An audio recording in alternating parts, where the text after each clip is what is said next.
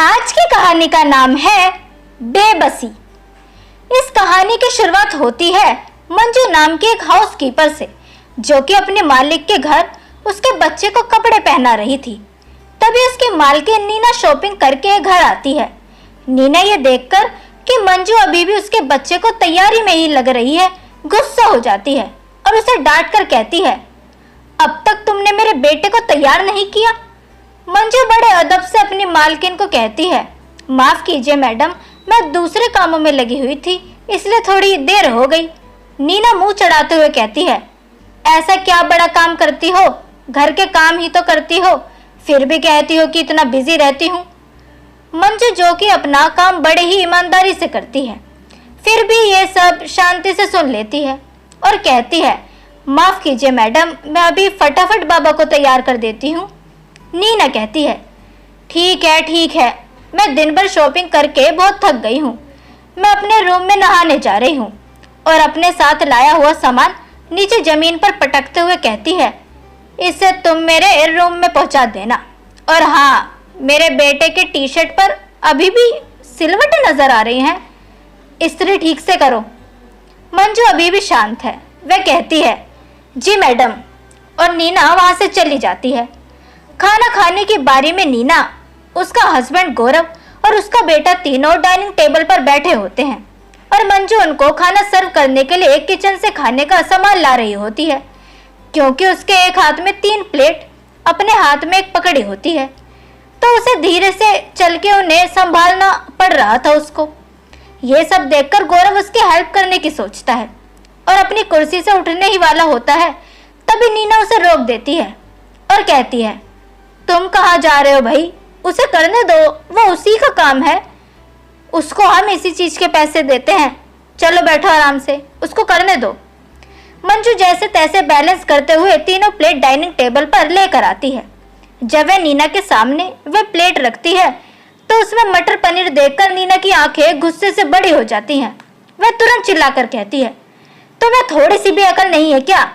ये सेम खाना इसी हफ्ते में मैं दूसरी बार खा रही हूँ, तुरंत इसे यहाँ से उठाओ और नया कुछ बना कर लाओ। गौरव को नीना का ऐसा दुर्व्यवहार अच्छा नहीं लगता, इसलिए वो उसे समझाने की कोशिश करता है। वह नीना से कहता है, तुम्हें किसी से भी ऐसे बर्ताव नहीं करना चाहिए, क्योंकि हर इंसान अपने काम में कितनी मेहनत लगा रहा है, हमें उसका अंदाजा नहीं होता। नीना कहती है, वो क्या बड़ा काम करती है यार, घर का काम ही तो करती है, भला उसे क्या मेहनत लगती होगी। गौरव कहता है, तुम ऐसा कह रही हो क्योंकि तुमने कभी उसका काम को देखा नहीं है। तभी नीना घमंड से अपने हाथ दिखाते हुए कहती है, ये हाथ काम करने के लिए नहीं, शॉपिंग करने के लिए बने हैं, और हंसने लगती है। एक दिन की और बात है, जब मंजू किचन में बर्तन धो रही होती है, तब नीना किचन में जाती है और पीछे से उसे आवाज देते हुए कहती है, जल्दी जल्दी ये काम खत्म करो भाई, तुम्हारे लिए और भी कई काम है। अचानक तीव्र आवाज सुन के मंजू हड़बड़ा जाती है और उसके हाथ से जो प्लेट होती है वह नीचे गिरकर टूट जाती है। जैसे ही प्लेट टूटी हुई नजर आती है, नीना गुस्से से आग बबूला होकर मंजू को खरी खोटी सुनाने लगती है कि तुम्हें पता भी है ये प्लेट कितनी महंगी थी। मंजू माफी मांगते हुए कहती है, मैडम गलती से टूट गई, नहीं खरीद कर ला कर दे देंगे। नीना और भी ज्यादा गुस्सा हो जाती है और कहती है, अच्छा तुम गलती भी करोगी और उल्टा जवाब भी दोगी, ठीक है, तुम्हें सबक सिखाना ही पड़ेगा। अपना सामान उठाओ और दफा हो जाओ यहाँ से, मैं तुम्हें अभी नौकरी से निकाल रही हूँ। ये सुनकर मंजू की आंखों में आंसू आ जाते हैं। वे नीना से कहती है कि मैडम मेरे साथ ऐसा मत कीजिए, मुझे इस नौकरी की सख्त जरूरत है। मगर वो मंजू की एक नहीं सुनती और उसे नौकरी से निकाल देती है। तभी गौरव किचन में आ जाता है और नीना से पूछता है कि क्या हुआ, मुझे कुछ टूटने की आवाज सुनाई दी, सब ठीक तो है ना? नीना कहती है, मैंने मंजू को नौकरी से निकाल दिया है, तुम कोई और हाउसकीपर का हायरिंग के लिए उसको बुला लो। मगर गौरव उसे साफ साफ शब्दों में मना करते हुए कहता है, अब बहुत हुआ, मैं किसी भी नए व्यक्ति को काम पर नहीं रखने वाला हूँ। अगर तुम्हें लगता है कि मंजू का काम इतना आसान है तो तुम खुद अब इस घर को संभालोगी, और हाँ, अगर तुम मना करोगी तो शॉपिंग के बारे में भूल जाओ, क्योंकि मैं तुम्हें उसके लिए क्रेडिट कार्ड फिर कभी नहीं दूंगा।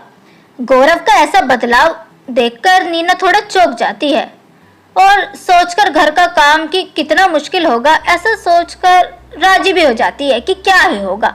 दरअसल गौरव के ऐसे बर्ताव के पीछे कारण है बड़ा ही साफ साफ, जो कि समझ में भी आता है। नीना को वो सारे काम करवा के जिन कामों को वो बड़ा आसान समझती है या फिर छोटा समझती है, उसको मेहनत और लगन की परिभाषा समझाना चाहता है ताकि वो इसके बारे में जान सके। अगले दिन सुबह से ही नीना घर के कामों में लग जाती है। जब वो अपने बच्चे को तैयार कर रही थी तो उसे पता चला कि बच्चे को तैयार करना अभी कोई खेल नहीं है। घर में साफ सफाई करते करते उसकी हालत काफी पतली हो गई। उसने अपने परिवार का पेट भर सके घंटों में रसोई लगाई और फिर न जाने क्या ही बनाया। डाइनिंग टेबल पर लेकर आई तो बेटे की तरफ नजर रखी तो उसने खाने से मना कर दिया। पल भर में उसे एहसास हुआ कि इतना काम करने के बाद भी जब कोई इस तरह खाने से मना कर दे तो कैसा लगता है। फिर भी लेकिन खाना खत्म होने के बाद जब वो दुखी मन से बर्तन धो रही थी तब ध्यान न देने के कारण उससे काफी महंगी प्लेट नीचे गिरकर टूट गई, जिसे तोड़ने पर उसने मंजू को काफी ज्यादा सुनाया था और नौकरी से निकाल दिया था। अब उसे समझ आ रहा था धीरे धीरे कि मेहनत और लगन का एहसास क्या होता है। उसे मन ही मन बड़ा पछतावा भी हो रहा था। थोड़े दिन नीना ने बड़ी मुश्किल से सारा काम करते हुए दिन को बिताया।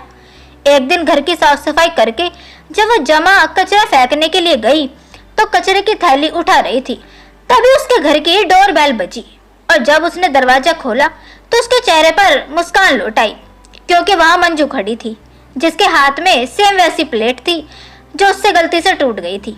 मंजू बोली, मैडम मुझे बहुत बुरा लग रहा था कि मैंने आपकी इतनी महंगी प्लेट को तोड़ दिया, इसलिए मैं ये प्लेट नई खरीद कर लाई हूँ आपको लौटाने के लिए, और मेरी बाकी गलतियों के लिए भी हो सके तो मुझे माफ कर देना। तब नीना ने उसे कहा, तुम क्यों माफी मांग रही हो, बल्कि माफी तो मुझे मांगनी चाहिए अपने खराब बर्ताव के लिए, और सच में मैं दिल से शर्मिंदा हूँ। मुझे बिल्कुल अंदाजा नहीं था कि तुम्हारा काम इतना मुश्किल है जब तक मैंने उसे खुद नहीं कर लिया। अगर तुम्हारी मर्जी हो तो क्या प्लीज तुम दोबारा नौकरी पर आ सकती हो, हमें और इस घर को तुम्हारी सच में जरूरत है। मैं तुम्हारा पगार भी बढ़ा दूंगी क्योंकि मैं जानती हूँ तुम्हारा काफी काम मुश्किल है ये। मंजू बहुत खुश होती है और कहती है, जरूर मैडम, मैं वापस आऊंगी। मुझे खुशी है कि आपने मेरे काम की रिस्पेक्ट तो करी। मंजू नीना के हाथ में कचरे की थैली देखकर कहती है, लाइए मैं इसे फेंक देती हूँ। नीना उसे मना कर देती है और कहती है, ये मुझे करने दो और अब से तुम्हारे कामों में मैं भी थोड़ा बहुत मदद करूंगी। इतना बताकर वो फेंकने के लिए कहती है और ये देखकर वो हंसने लग जाती है। तो दोस्तों, ये सिंपल कहानी हमें सिखाती है कि हम सिर्फ सोचकर या देखकर किसी के काम की कीमत नहीं बता सकते या उसकी मेहनत, लगन या ध्यान नहीं बता सकते। ये जानने के लिए हर इंसान को उस काम को करने की जरूरत है और जो भी उस काम को करे उस इंसान की भी रिस्पेक्ट करने की जरूरत है। तो दोस्तों, कैसी लगी आपको आज की कहानी बेबसी, यह हमें कमेंट सेक्शन के थ्रू जरूर बताएं। वीडियो अगर आपको पसंद आई हो तो इसे लाइक जरूर करें, साथ ही इसे अपने दोस्तों के बीच शेयर जरूर करें। चैनल को सब्सक्राइब करना ना भूलें। मिलते हैं आपसे अगले वीडियो में, तब तक के लिए गुड बाय।